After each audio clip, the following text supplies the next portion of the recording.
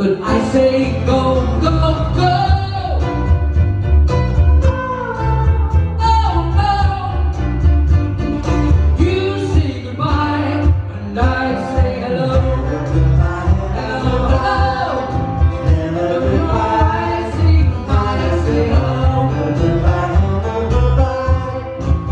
I don't know why I say goodbye, I say hello. Hello, hello. I don't know why I say goodbye, I say hello. Oh, oh, oh. Hello. Welcome to the show. Yes, ladies and gentlemen.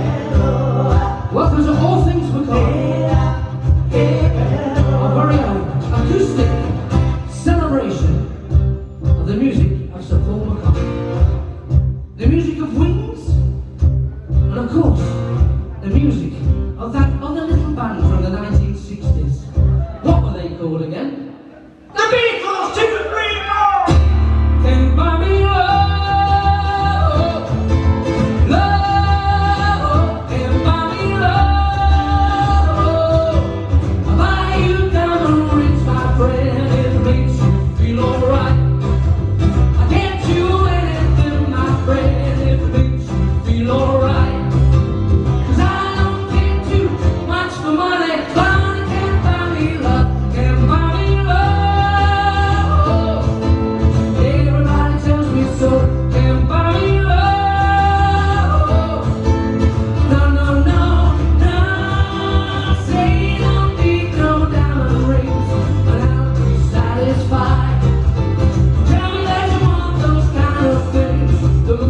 Just can't buy. 'Cause I don't care too much for money. Money can't buy me love.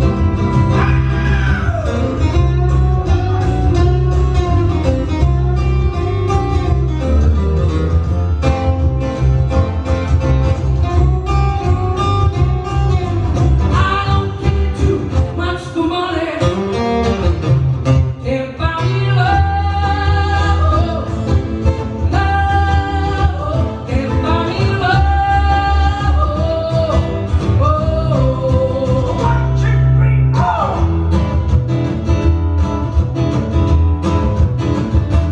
She was just 17, you know what I mean, and the way she looked was way beyond compare.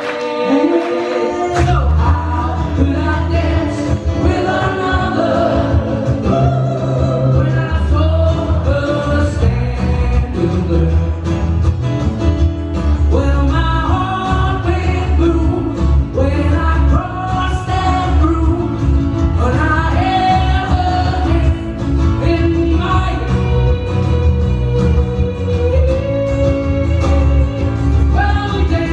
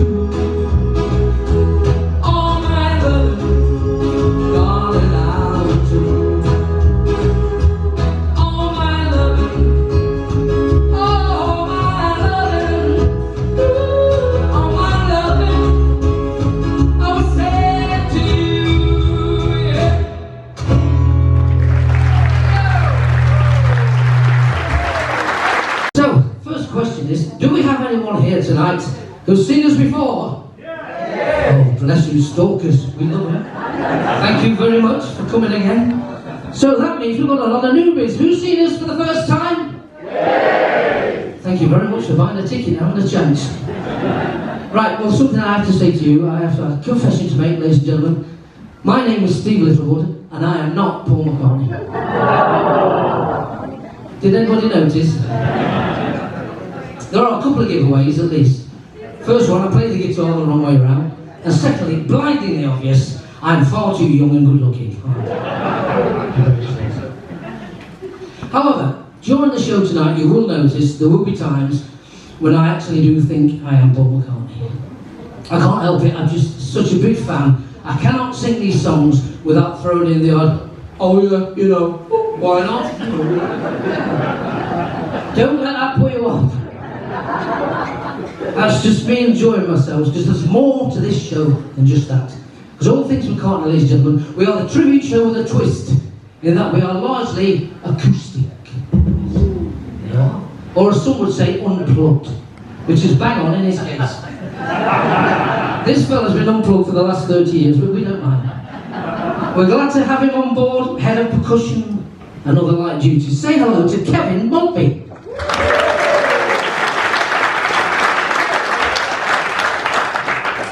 I have to admit, unplugged is not one of my favourite terms. I don't think it's very accurate. I mean, let's face it, if we were actually unplugged, you wouldn't hear us at all, would you? I think stripped down. Not stripped off, we tried that. Stripped down. It's more like it's just us, our instruments, our voices, the odd little drum beat, and that's it. No big noisy drum kit tonight. No screaming electric guitars. No multi backing tracks. We don't even wear loud costumes, really. We don't dress up. We don't wear wigs, certainly not. Well, all right, one of us do. One of us do. One. But she has warned me, I mustn't mention it, so. Is she laughing? No. I'm kidding, ladies and gentlemen. Sitting on my far left, keyboards, acoustic guitar, vocals, and sporting a full head of her own hair, Jill Renshaw.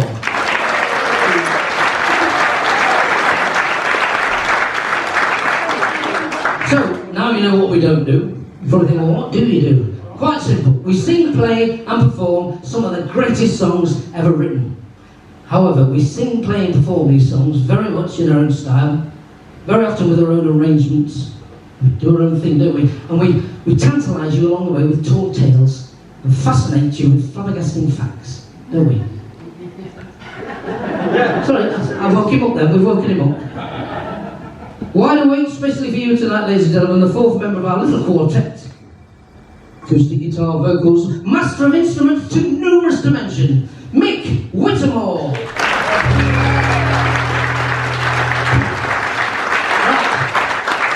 Now you know everyone, shall we crack on? Yes! Right, the year is 1970. The Beatles have just split up.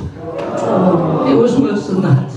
McCartney is devastated. He takes himself off to his little farm on the Mull Peninsula in Scotland, and he sinks into a drug-fueled, drunken depression.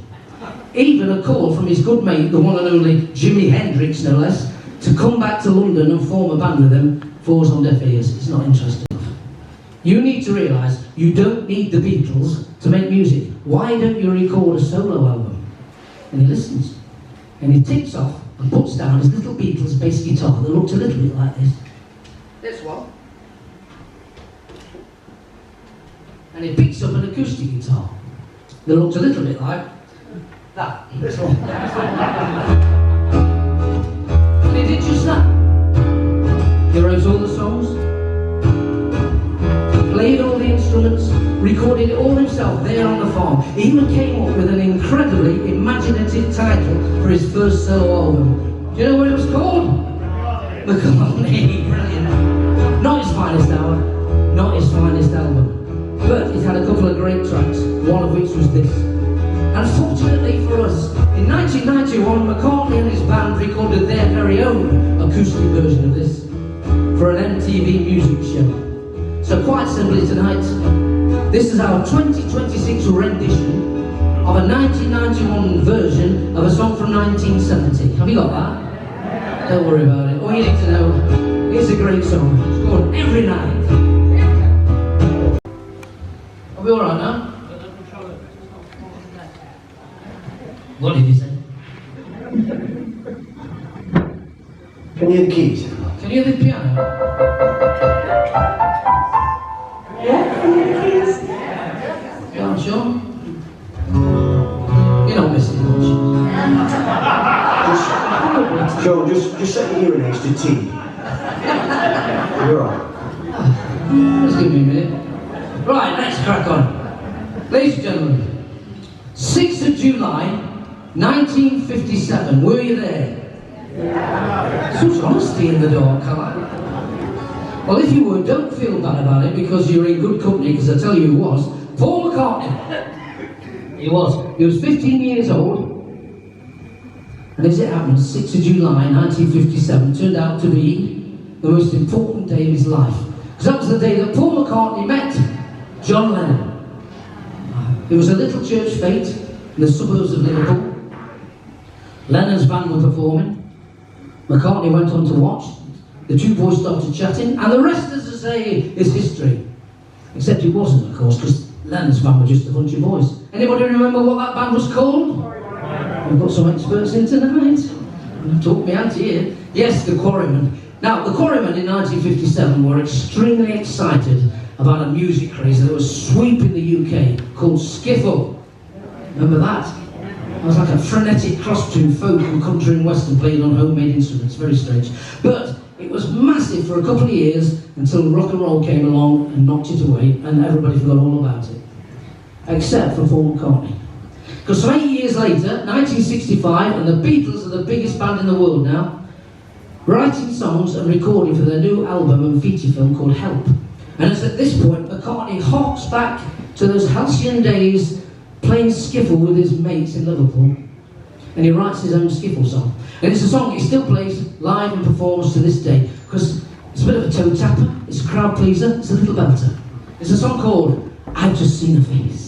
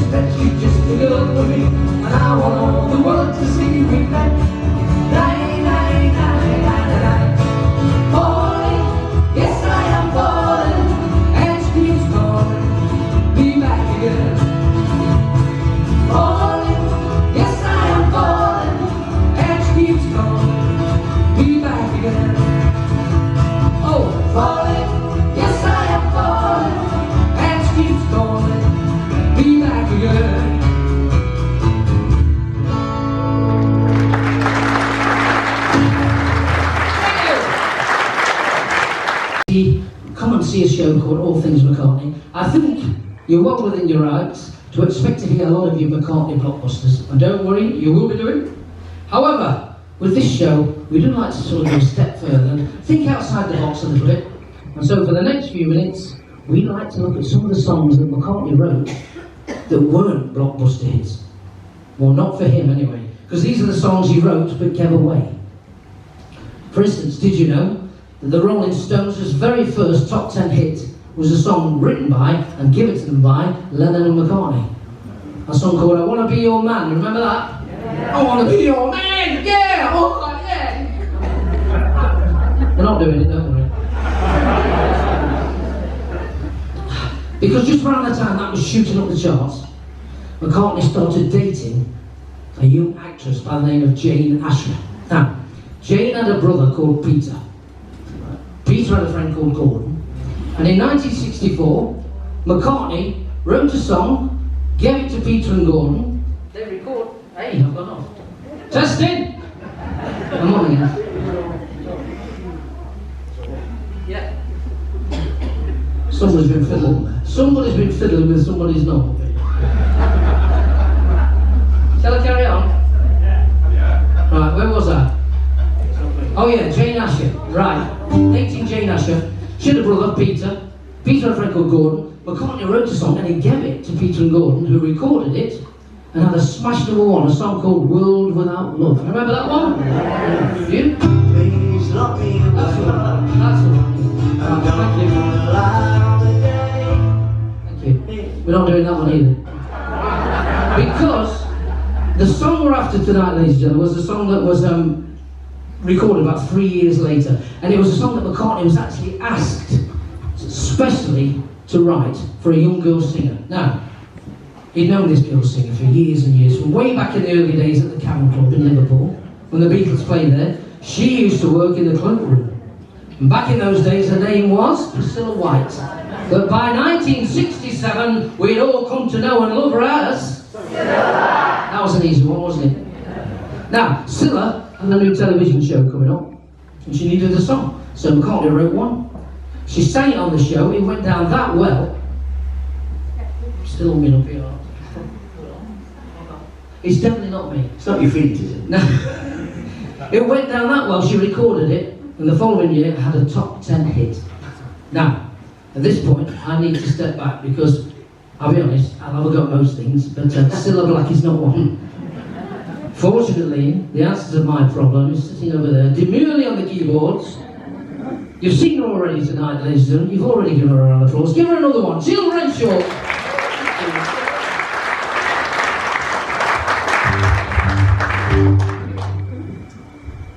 Now, I know what you're thinking. You're thinking, surely she's more of a Linda McCartney and she's a Cilla Black.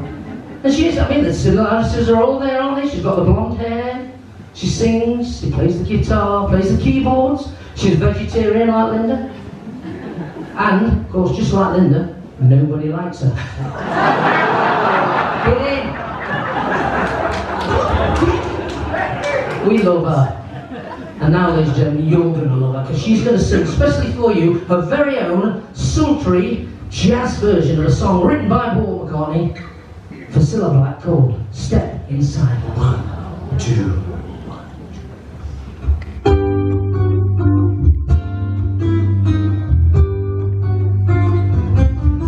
Step inside love, let me find you a place where the curse of the day will be carried away by the smile on your face.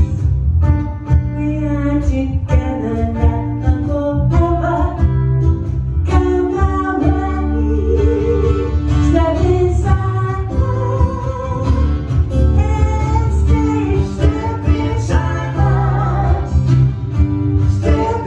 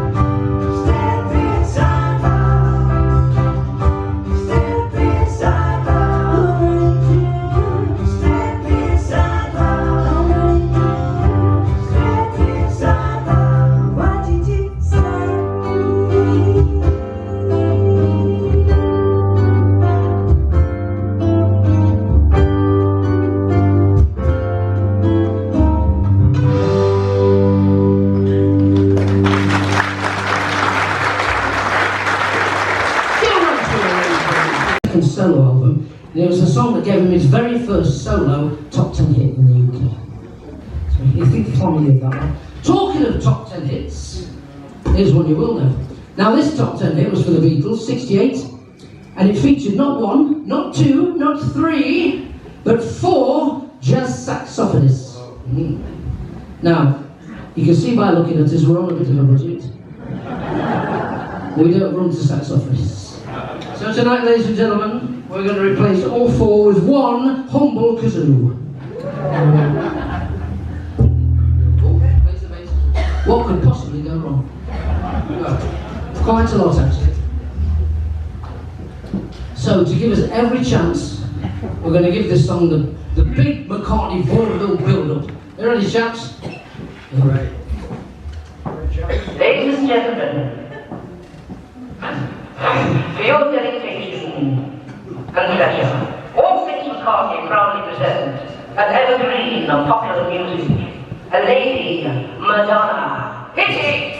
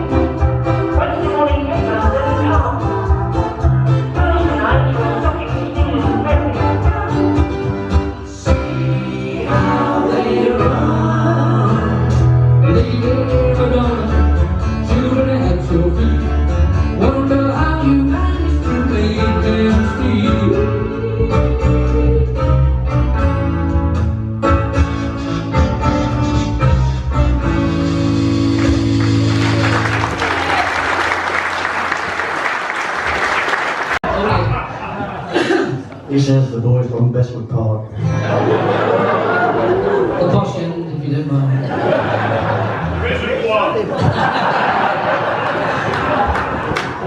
I'm trying to put all that behind me now. Anyway, where was I? Yes, from a song that McCartney wrote for his wife to now a song that he wrote for his girlfriend. Not at the same time. 2, 3, 4.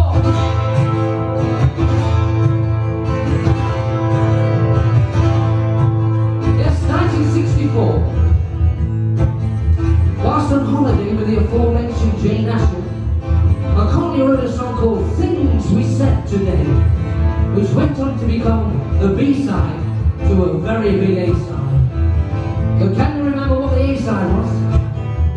I'll tell you after this. Things We Said Today.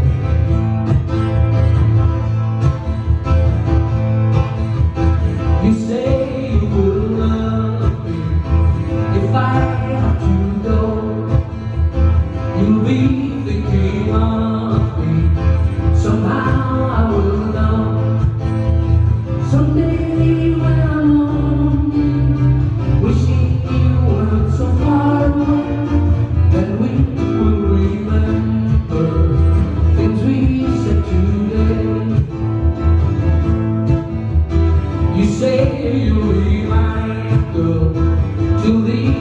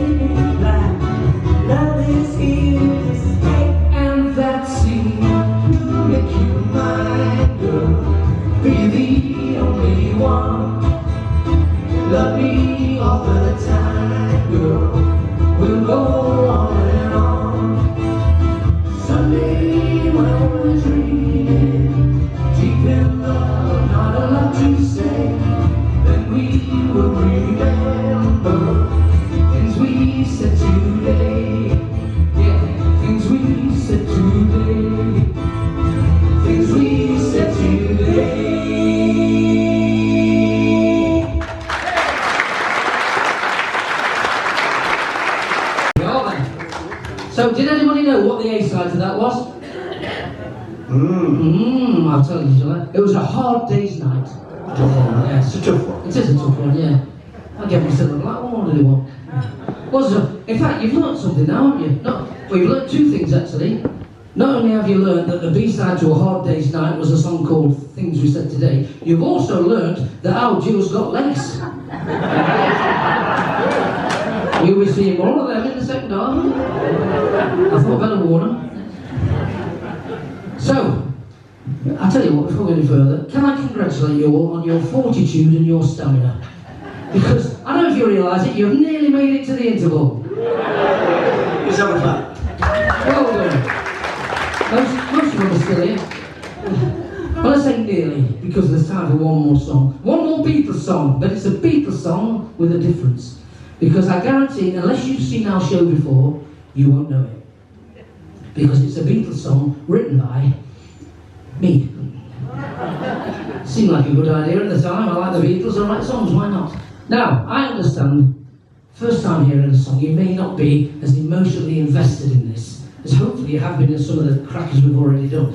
So, rather cleverly, to keep your attention, Al Michael here has interwoven throughout this song lots of Beatles guitar riffs from other songs. So if nothing else, you can see how many you can spot. It's a song I wrote all about the Beatles and their incredible impact on pop music in such a short time. It's in the style of the Beatles, and it's in honour of the Beatles. It's called 7 Years.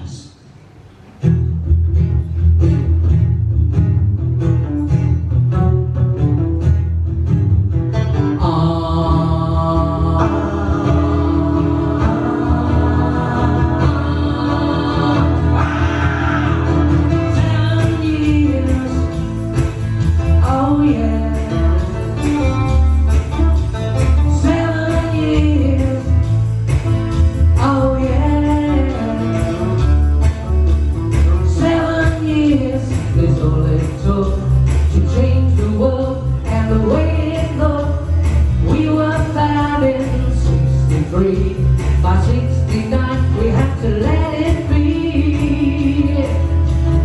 7 years, oh yeah. 7 years, oh yeah.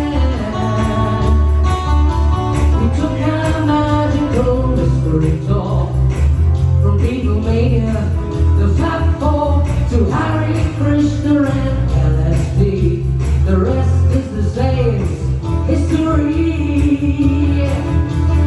7 years, oh yeah.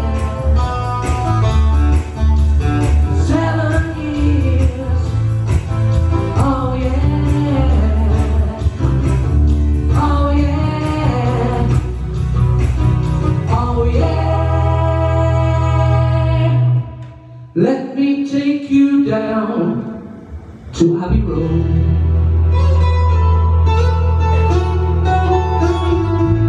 where the songs were born and stories told, and boys